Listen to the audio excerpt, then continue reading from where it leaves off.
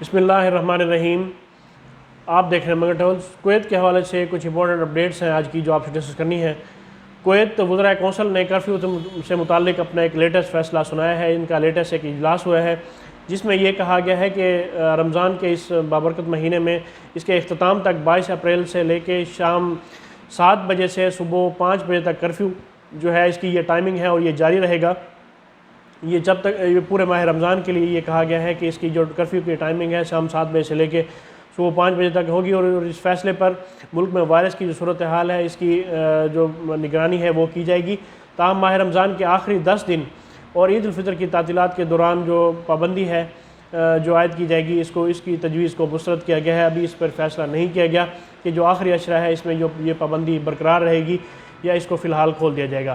اور اس کے بعد جو نیکسٹ جو اپڈیٹ ہے اس میں یہ ہے کہ کویت کے لیے جو تارکین وطن ہیں ان پر سفری پابندی کا فی الحال فیصلہ جو ہے وہ برقرار ہے۔ فلائٹس جو ہیں غیر کویتی لوگوں کے لیے نہیں کھولی گئیں۔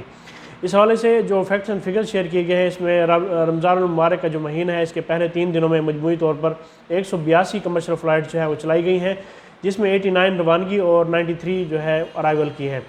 اس حوالے سے جو ایک سفری مقامات کی جو فہرست جس میں جاری کی گئی جس میں بھارت، متحدہ امارات اور سرفہرست ہے، جس کے بعد سعودی عرب، ترکی، قطر، بحرین یہ بھی شامل ہیں۔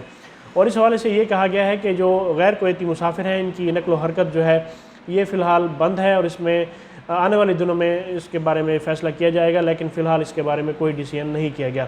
اور ایک اور نئی چیز جو تیسری اپڈیٹ اس حوالے سے میں آج کی جو آپ سے ڈسکس کرنا چاہتا ہوں اس میں یہ ہے کہ Kuwait airlines corona passport کے لیے ایک سرکاری منظوری کے منتظر ہیں۔ یہ ایک نئی اپلیکیشن ہے۔ اس میں یہ کہا گیا ہے کہ جو انٹرنیشنل ایئرپورٹ پہ جو کویت کے لیے ایئر لائنز آپریٹ کرتی ہیں وہ کرونا پاسپورٹ کے تجربہ یہ ایک ایکسپیرینس ہو رہا ہے کرونا پاسپورٹ کا، اور نتائج حاصل کرنے کے سرکاری منتظر ہیں۔ اس حوالے سے جو international air line transport association ہے آیاٹا، انہوں نے ایک ڈیجیٹل کرونا پاسپورٹ کا اطلاق شروع کیا ہے۔ یہ کویت انٹرنیشنل ایئرپورٹ کے ایک سرکاری ذرائع نے اس حوالے سے بتایا ہے، اور یہ کہا گیا ہے کہ ہوائی اڈے پر جتنی بھی ایئر لائنز آپریٹ کرتی ہیں ان کے جو محکمے ہیں وہ آن لائن اپلیکیشن میں شامل ہونے پر غور کر رہے ہیں، اور مسافروں کو مالک کی مختلف جو کنٹریز ہیں ان کے درمیان جو ٹرانسپورٹیشن ہے اس کی سہولت اس حوالے سے دی جائے گی، اور یہ اپلیکیشن مسافر سے متعلق صحت کی تمام معلومات جو ہے یہ اس میں اپلوڈ کی جائیں گی۔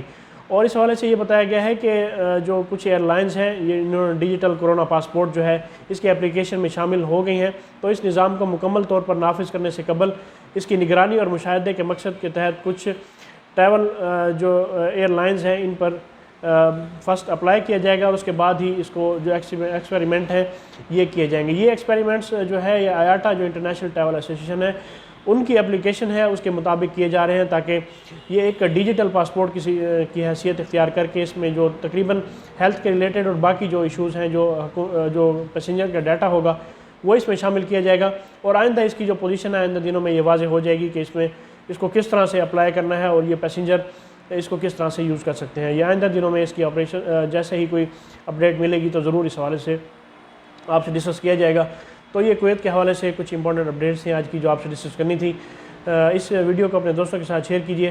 مجھے اگلی ویڈیو تک کے لیے اجازت دیں۔ اللہ پاک ہم سب کا حامی و ناصر ہو۔ اللہ حافظ۔